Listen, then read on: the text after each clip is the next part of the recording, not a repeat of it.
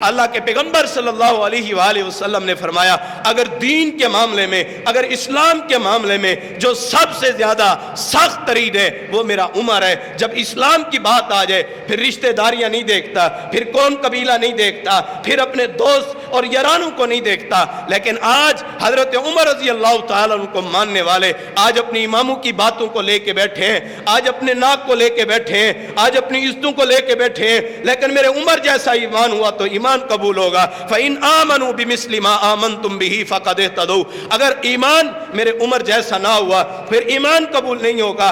آج ہمارے اعمال کے اندر برادریاں آڑے آ جاتی ہیں، دوست آڑے آ جاتے ہیں، رشتہ داریاں آڑے آ جاتی ہیں، لیکن واہ عمر تجھ پہ قربان جائے، تو نے برادریوں کو نہیں دیکھا، تو نے رشتہ داریوں کو نہیں دیکھا، تو نے اپنے قوم قبیلے کو نہیں دیکھا، تو نے اپنی برادریوں کو نہیں دیکھا۔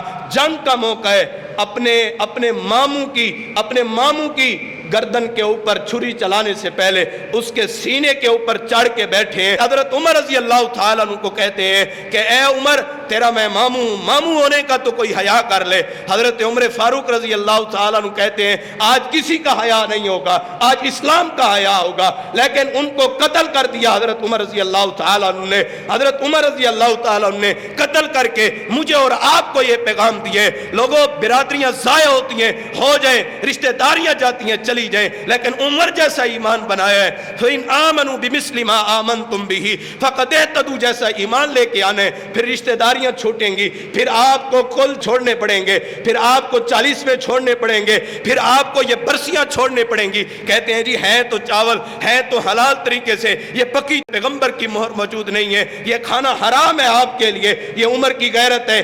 آج کہتے ہیں روز روز کون سا شادی ہونی ہے، نانے آ جاتے ہیں، مامے آ جاتے ہیں، بھانجے اور بھتیجوں کے شادیوں کے اوپر یہ روز روز کون سا شادی ہونی ہے۔ آج ڈھول ڈھمکے بجائے جائیں، آج گلوکاروں کو، آج فنکاروں کو، آج بدماشوں کو بلا کے میرے اسلام کو تار تار کیا جا رہا ہے۔ یہ غیرت جن کے دل کے اندر سے نکل چکی، آج وہ مسلمان جو دعویٰ کرتے ہیں ہم حضرت عمر جیسا ایمان رکھتے ہیں لیکن جھوٹ بولتے ہیں، اپنی زبان سے کچھ اور ہے، ان کے اعمال سے کچھ اور ہے۔ 5 وقت کی نماز بھی پڑھتے ہیں، روزے بھی رکھتے ہیں، عمرے بھی کرتے ہیں، حج بھی کرتے ہیں، لیکن ان کی شادی بیاہ کے موقع کے اوپر دیکھا جائے میرے عمر کی سنت کو قتل کر رہے ہوتے ہیں۔ وہاں پہ پھر نانے مامے یاد آ جاتے ہیں، پھر ان کو اپنی رشتہ داریاں یاد آ جاتی ہیں، پھر قوم قبیلہ اور برادریاں یاد آ جاتی ہیں۔ تو یاد رکھو اگر ایمان عمر جیسا ہوا قبول ہوگا، اگر آپ نے اپنی برادریوں کو ترجیح دی ہے، آپ کا ایمان جو ہے وہ عمر جیسا ایمان نہیں ہے، عمر جیسا ایمان نہ ہوا تو اللہ نے آپ کے ایمان کو قبول نہیں کرنا۔